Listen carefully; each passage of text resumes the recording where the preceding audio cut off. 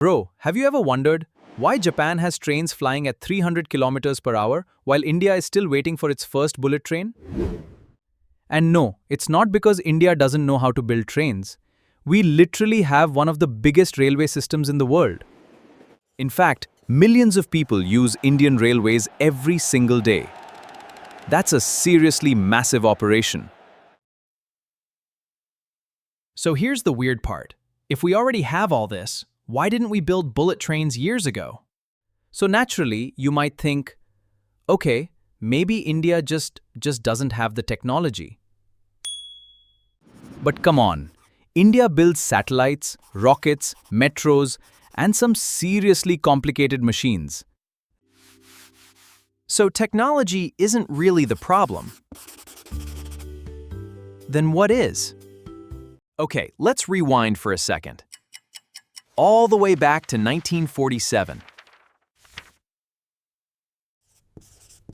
India had just become independent.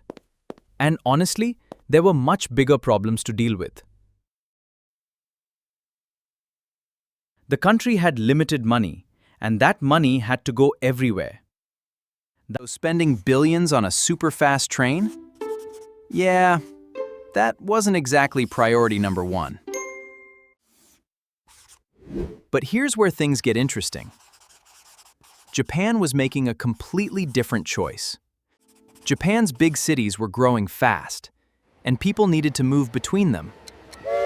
Really fast. So Japan basically said, why don't we build an entirely new railway just for speed? And in 1964, Japan launched the Shinkansen. But here's where things get interesting.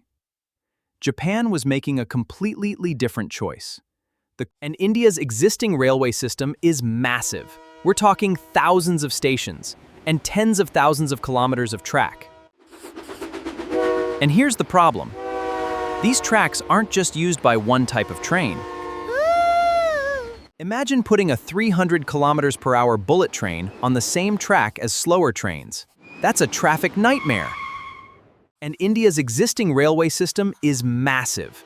We're talking thousands of stations and tens of thousands of kilometers of track. So they need their own tracks. And here's the crazy part. Where do you even put those tracks in a country this crowded?